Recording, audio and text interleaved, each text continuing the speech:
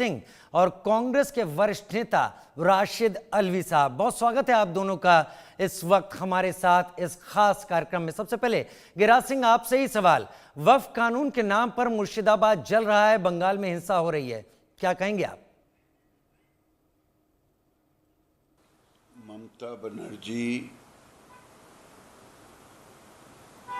खुद इसके दोषी हैं। चोरी और सीना जोड़ी, कभी बीजेपी पर आरोप लगाती हैं, कभी बाहरी बांग्लादेशी पे आरोप लगाती हैं। उनकी पुलिस काहे को है? वो सरकार क्यों चलाती है? जब सरकार को इतना जानकारी थी तो सरकार ने क्यों नहीं पकड़ा? ये चोरी और सीना जोड़ी बंगाल में डर भय का माहौल बनाना चाहती हैं, हिंदुओं को डराना चाहती हैं, इसीलिए ये कदम। तो ये डराने के लिए हो रहा है। चलिए राशिद जी, आपको क्या लगता है बंगाल हिंसा के लिए जिम्मेदार कौन है? क्या ममता सरकार? हिंसा को कभी भी सपोर्ट नहीं किया जा सकता, लेकिन अगर भारतीय जनता पार्टी की गवर्नमेंट ज़बरदस्ती बग़ैर अपोजिशन से कंसल्ट किए, बग़ैर मुस्लिम रिलीजियस लीडर से कंसल्ट किए वक्फ एक्ट ना बनाते तो मुर्शिदाबाद नहीं होता। तो ऐसा नहीं होता, ये आपका कहना है। गिरिराज सिंह जी, मुर्शिदाबाद हिंसा में बांग्लादेश का भी कनेक्शन दिख रहा है, इस पर आप क्या कहेंगे? मैं तो वही कहा आपसे कि ममता बनर्जी को इतनी जानकारी जब थी तो क्यों नहीं? उनकी पुलिस क्या निकम्मी पुलिस है? ये तो चोरी और सीनाजोरी कर रही है। इनकी पुलिस, इन्होंने दंगा कराया, हिंदुओं को कटवाया, मरवाया, भगवाया और उल्टे। इसलिए बंगाल की हालात ठीक नहीं है। बंगाल के मुख्यमंत्री जी तुष्टीकरण की प्रकाष्ठा पर हैं और सरकार के संरक्षण में सारी घटना। अपीजमेंट पॉलिटिक्स का आप निशाना यहां पर लगा रहे हैं, लेकिन राशिद अलवी जी, बीजेपी आरोप लगा रही है वक्फ विरोध के बहाने बंगाल में हिंदुओं को निशाना बनाया जा रहा है, क्या कहेंगे आप? बिल्कुल गलत है। ये मसला हिंदू मुस्लिम है ही नहीं। ये तो भारतीय जनता पार्टी की आदत है कि हर मसले को वो हिंदू मुस्लिम का रंग दे देती है। जो कुछ हिंदुस्तान भर में प्रोटेस्ट हो रहा है वो भारत सरकार के खिलाफ है, हिंदुओं के खिलाफ नहीं है। किसान 2 साल तक सड़कों पर बैठा रहा था, क्या वो हिंदुओं के खिलाफ था? भारत सरकार के खिलाफ था। वक्फ एक्ट से किसी हिंदू कम्युनिटी का कोई वास्ता ही नहीं है, तो हिंदू मुस्लिम सवाल कहां से आ जाएगा? ये प्रोटेस्ट सिर्फ भारत सरकार के खिलाफ है। लेकिन फिर ये तस्वीरें क्यों आ रही हैं कि वहां से हिंदू पलायन कर रहे हैं? खैर गिरिराज सिंह जी, हिंदुओं का मुर्शिदाबाद सहित बंगाल के 15 जिलों से पलायन है, इसे आप कितना गंभीर मुद्दा मानते हैं?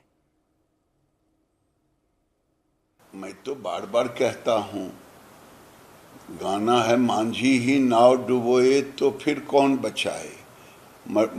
जब चीफ मिनिस्टर किसी राज्य की कस्टोडियन होती हैं, रक्षा की जिम्मेदारी लेती हैं, तो आखिर वही करा रही हैं तो प्लान तो करेगा ही, भागेगा ही लोग। वही वो डर पैदा करके भगा रहे हैं। ठीक है राशिद जी, 3 हत्याएं हो चुकी हैं, बंगाल जल रहा है, हिंसा रुकती नहीं दिख रही, क्या ममता सरकार का फेलियर है? किसी भी स्टेट के अंदर कोई काम अच्छा या बुरा होता है, उसके लिए स्टेट गवर्नमेंट ही जिम्मेदार होती है। गुजरात के अंदर हजारों आदमी मारा गया था 2002 में, उसके लिए कौन जिम्मेदार था? क्या मोदी जी जिम्मेदारी लेंगे? अगर गुजरात कम्युनल राइट की जिम्मेदारी मोदी जी लेते हैं तो बंगाल की जिम्मेदारी ममता बनर्जी को ले लेनी चाहिए। चलिए, आपने गुजरात और बंगाल की तुलना की, लेकिन गिरिराज सिंह जी, ममता बनर्जी कह रही हैं कि वक्फ कानून जल्दबाजी में पारित कर दिया गया। क्या बांग्लादेश की हालत पता नहीं थी जो बंगाल को जलाने के लिए वक्फ कानून ले आए? मुझे लगता है कि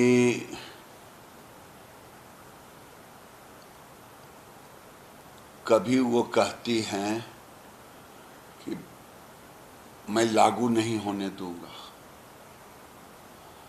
दूंगी, क्योंकि वो कानून को मानती ही नहीं है। ऐसा कहीं होता है क्या?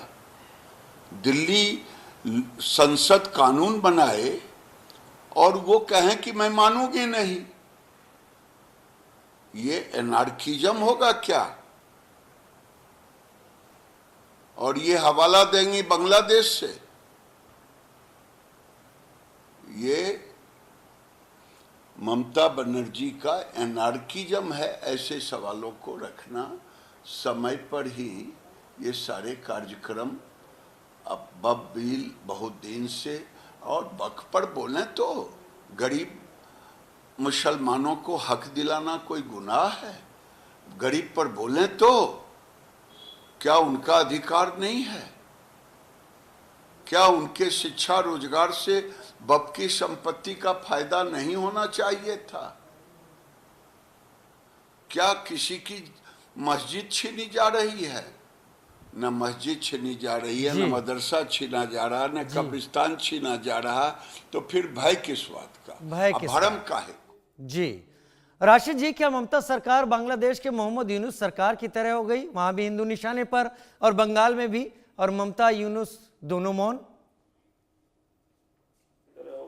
बांग्लादेश के अंदर हिंदुओं के साथ जितनी ज्यादती हुई है, मंदिरों को तोड़ा गया है, हिंदुओं के साथ जुल्म किया गया है, वो तो शेख हसीना के ज़माने में हुआ है।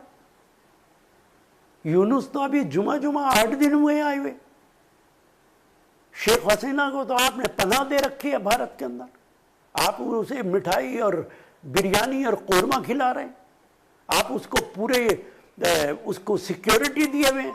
तो इसके लिए कौन जिम्मेदार है? भारत सरकार और बीजेपी को हिंदू कम्युनिटी के इंटरेस्ट से कोई वास्ता नहीं है।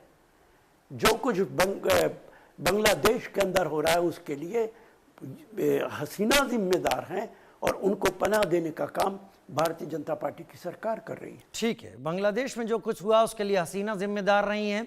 गिरिराज सिंह जी, रॉबर्ट वाड्रा से पूछताछ चल रही है, कांग्रेस पार्टी ने ईडी दफ्तरों का घेराव किया है, क्या कहना चाहेंगे आप? देखिए, कांग्रेस के लोग एक परिवार के वफादार हैं और कानून अपना काम करता है। न इसमें बीजेपी का मतलब है, न सरकार का मतलब है। कानून अपना काम करता है। ठीक है राशिद जी, आपकी पार्टी के अधीर रंजन चौधरी ने कहा कि दंगे वहीं होते हैं जहां सरकार चाहती है। मतलब बंगाल में दंगे क्या ममता सरकार ने करवाए हैं?